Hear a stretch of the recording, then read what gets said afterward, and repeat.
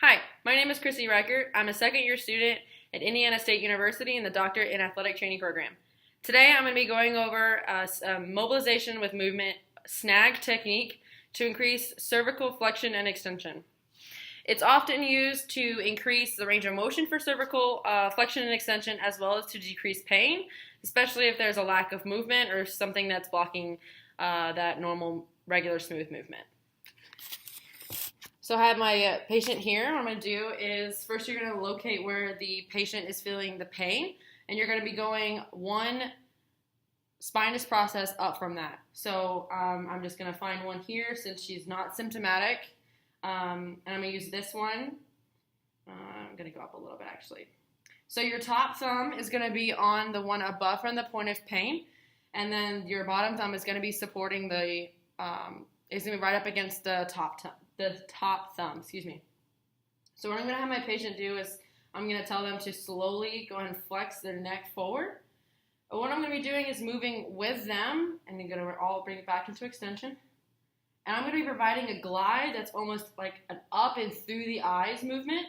So you can stop for a second. So I'm not going to be coming directly perpendicular to the neck. I'm going to be coming more of that upward angle.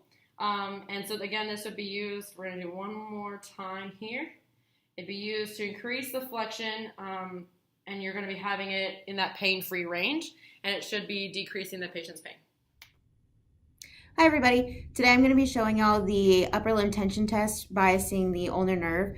This is a really common test for our overhead athletes or our throwing athletes, especially if they have poor biomechanics and they're doing a sidearm kind of throwing style.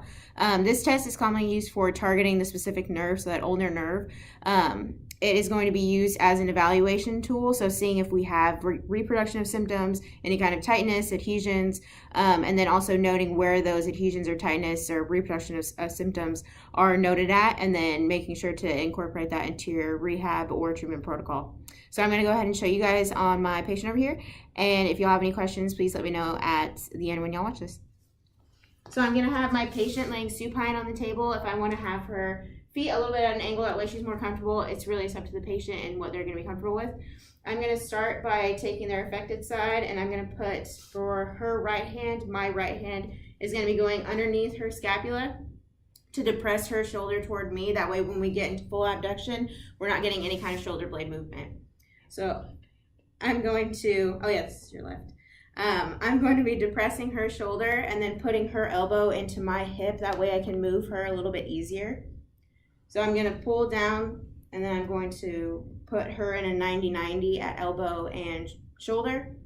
I'm going to put her into external rotation. With my pinky, I'm going to put her pinky into full extension and then wrist extension. I'm going to move her into full elbow flexion and then work my way all the way into full shoulder abduction. Throughout all of that, I'm going to make sure that I'm asking her if she has any symptoms. Throughout this, I did not, but at each different phase, I'm going to ask, do you have any symptoms? If she does, then I'm going to stop the test and we're going to evaluate for something else, or we're going to note that in our notes. So like I said before, let me know if you guys have any questions, and thank you.